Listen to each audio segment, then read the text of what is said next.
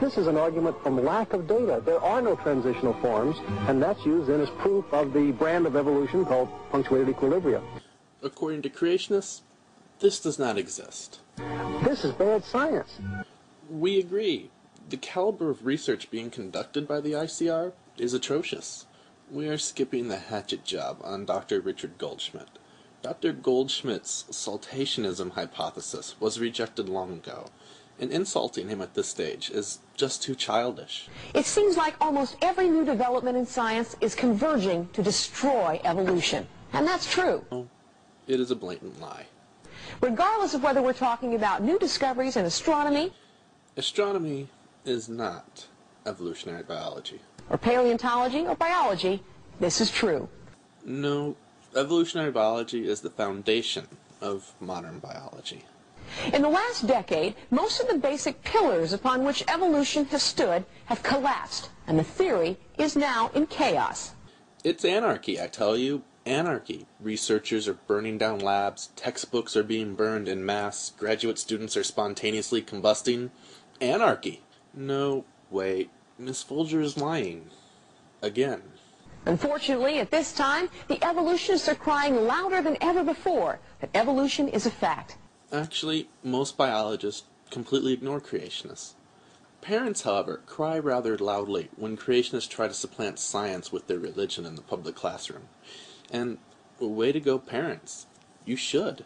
If evolution was true, we wouldn't be concerned about the extinction of species. There'd be new ones being created.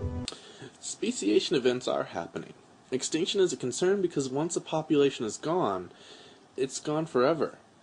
Also, someone should email Chuck Missler and inform him that an extinct population cannot undergo further divergence. We don't have two species.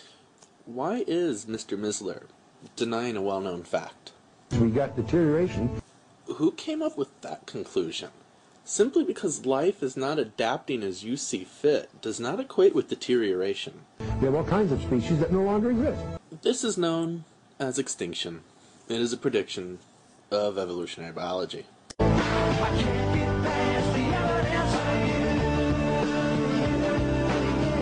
That just does not even make sense. If something has been found, it can no longer be described as missing. Words have meaning for a purpose. Let's consider the case of human beings. Now you know why we already covered those fossils. Evolutionists say humans came from apes. Actually, humans are apes. We have much finer body hair, walk upright, and have a slight intelligence advantage. But to be brutally honest, we're little more than inbred mutant apes that are balding. For years, some scientists tried to pass off certain fossil discoveries as the missing link between the two species. The problem is, every last case was shown to be either a fraud or an error. Why Miss Folger chose to use such juvenile antics is a mystery. We employ such tactics in our long videos because we know many of you have ADD and we need to snap your attention back to us. However, as previously shown, there are a great many number of hominid fossils.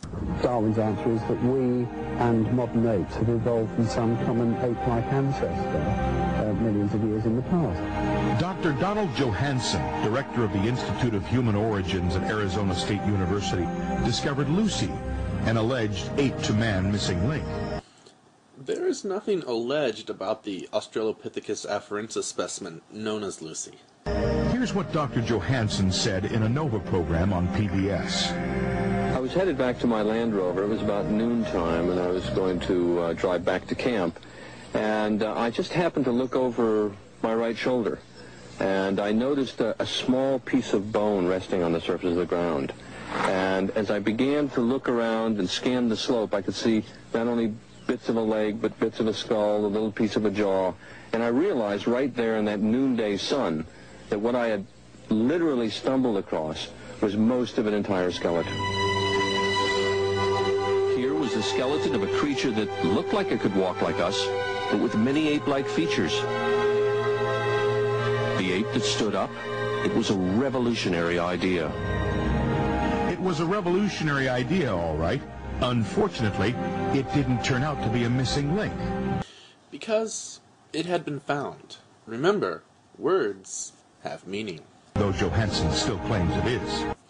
Is Miss Folger really trying to portray Dr. Johansen as a French kook? Lucy is placed as an early hominid because the evidence dictates such.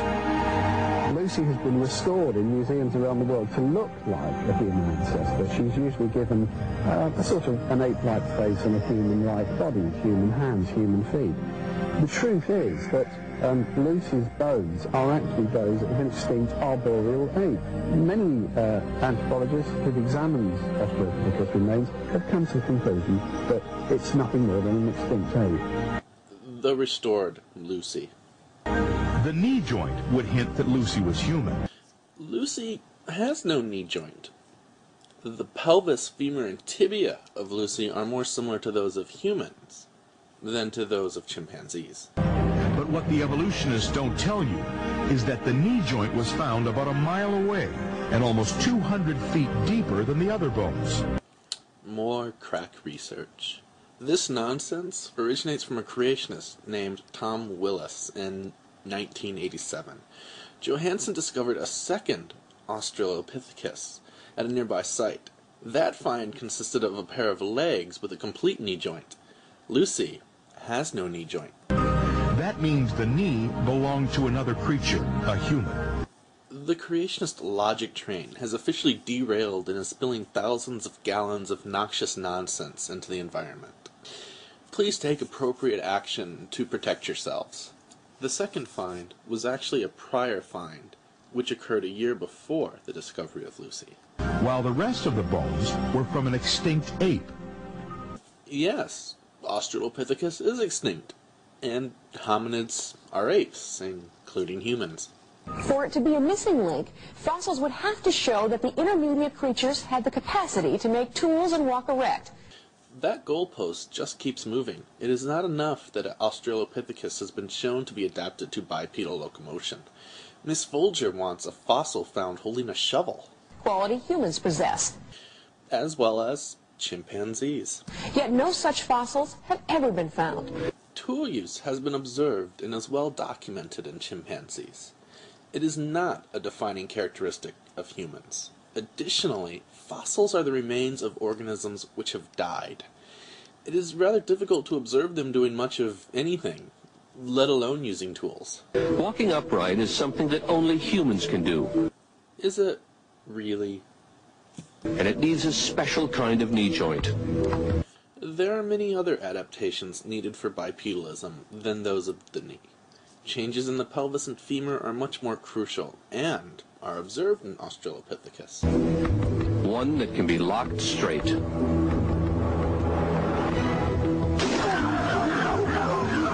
A chimp gets around on all fours. If it tries to walk upright, its knee joint doesn't lock. It's forced to walk with a bent leg, and that's tiring. So the evolutionist has to somehow find an animal that has at least the latent capacity to make tools. Again, that poor goalpost is forced to move across town by the creationist mob. Tool-making is not a defining characteristic of humans. New Caledonian crows have been observed to make hooks. The noble crow, scourge to farmers worldwide, and apparently creation scientists as well.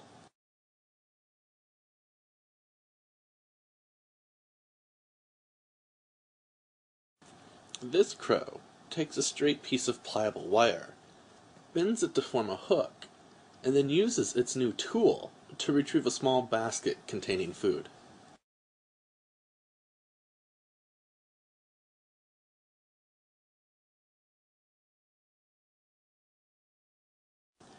Tool use is not a defining characteristic of humans. Walk erect. Has evolved multiple times. And a relatively large brain. These fossils do not exist. But at this point, you must be thinking, what about all those displays at the museums? Please do not go the conspiracy route.